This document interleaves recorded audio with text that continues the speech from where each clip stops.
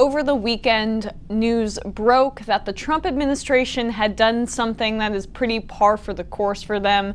They decided that corporations' profits were more important than public health.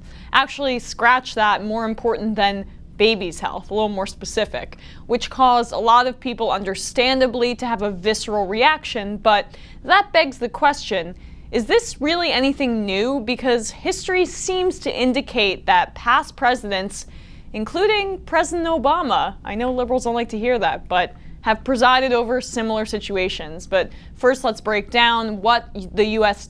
did under Trump's leadership over the weekend. A resolution to encourage breastfeeding was expected to be approved quickly and easily by the hundreds of government delegates who gathered this spring in Geneva for the United Nations-affiliated World Health Assembly. Based on decades of research, the resolution says that mother's milk is healthiest for children, and countries should strive to limit the inaccurate or misleading marketing of breast milk substitutes. Then the United States delegation, embracing the interests of infant formula manufacturers, upended the deliberations. American officials sought to water down the resolution by removing language that called on governments to protect, promote, and support breastfeeding, and another passage that called on policymakers to restrict the promotion of food products that many experts say can have deleterious effects on young children. When that failed, they turned to threats, according to diplomats and government officials who took part in the discussions.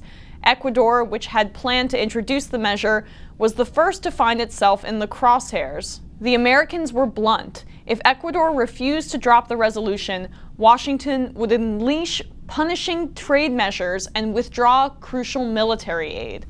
The Ecuadorian government quickly acquiesced. Threats are typical of this administration and epitomize the bullying nature of how Trump and his cronies go about things. Trump responded to this story on Twitter shortly after. The failing New York Times fake news story today about breastfeeding must be called out. The U.S. strongly supports breastfeeding, but we don't believe women should be denied access to formula. Many women need this option because of malnutrition and poverty. Maybe address malnutrition and poverty? Basically, he went on to confirm the New York Times' story's contents after calling them failing and fake. Because, sure, he used typical Republican propaganda doublespeak, saying that they were promoting access, keyword, to formula, just like the Republican healthcare plans promote access to private healthcare insurance and plans. What's the common through line you're seeing there?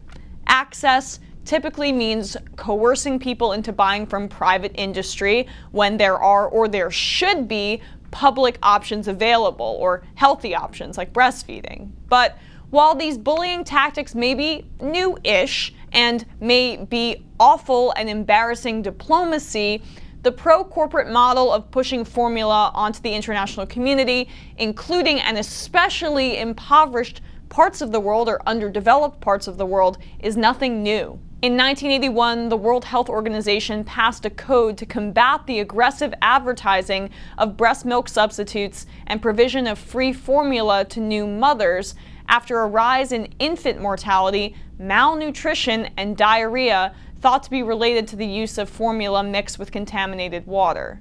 The United States was the sole dissenting vote against 118 countries in favor after an intense lobbying campaign by U.S. makers of infant formula to defeat the provision. That was the first year of Ronald Reagan's presidency, by the way. But how about some even more recent history? Under the Clinton administration, the U.S. specifically helped Gerber undermine the Guatemalan government's attempt to encourage breastfeeding among its citizens. This is the testimony of Lori Wallach, former director of the nonprofit Global Trade Watch from 1999. For 4 years between 1990 and 1995, U.S.-based Gerber Products Company launched a campaign to force Guatemala to eliminate an infant health law that banned the use of baby pictures on labels for baby food for children under 2 years of age. All of Guatemala's domestic and foreign suppliers of infant formula and other breast milk substitutes made the necessary changes to their packaging to comply with the Guatemalan law, except Gerber. After several years of watching Gerber refuse to abide by its regulations, the government of Guatemala considered a ban on the company's products altogether. It was at this point that Gerber threatened the Guatemalan government with a challenge under the GATT/WTO, General Agreement on Tariffs and Trade, World Trade Organization. Although Gerber cannot personally launch a GATT challenge to the Guatemalan law, it was able to get the U.S. State Department to repeat its WTO threat in a face-to-face meeting with Guatemalan officials. The tactics intimidated the Guatemalan government, eager to avoid the expense of defeating a GATT challenge. Wait, that sounds a lot like the bullying done under the Trump administration just over the weekend. There should be some more outrage over this. Clinton, his side, intimidated Guatemala this time, not Ecuador, but the underlying reasoning remains the same.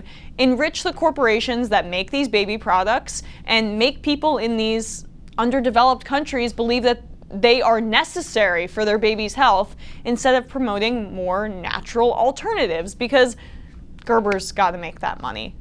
How about even more recent history, specifically the last administration? This doesn't have to do with baby formula, I know, but it does have to do with encouraging corporate profits over affordable alternatives. This is from 2013. The Obama administration is seeking to curb efforts to exempt the world's poorest countries from expansive trade rules that would substantially increase the price of life-saving medicine and other products. The regulations would extend intellectual property rules currently used in developed countries to a few dozen nations currently classified by the United Nations as least developed countries, LDCs, including Haiti, Bangladesh, Rwanda, Somalia, Chad, and several other nations in sub-Saharan Africa. Because many of the nations classified as least developed exhibit very high rates of HIV and AIDS, the proposed rules have raised concerns among human rights advocates who note that higher drug prices will result in lower treatment levels.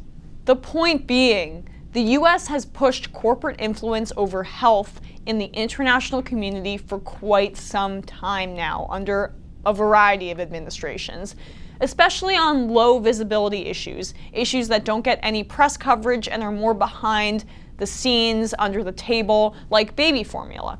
That's where corporations like pharmaceutical companies are able to make their corrupting influence most felt, because there isn't any attention being given to the topic. By many estimates, the specific part of the baby formula industry that many in the UN are trying to regulate, and many countries are trying to regulate as well, formula aimed at babies under 6 months old, is a $70 billion industry. And there are major health concerns about it, which is why this time around, over 100 countries voted in support of changing the code for more regulations on this formula. And the US was the only one that voted against it. We are in a corporatocracy in this country, through and through. The US concept of democracy is a myth right now. It started in the 70s with Supreme Court decisions on campaign finance regulations and has trended downward ever since, culminating in this disaster of a president that we have now, this clown show, and the fact that other presidents before Trump, Democratic presidents, the supposed opposition party, made similar decisions in their presidencies is emblematic of that fact.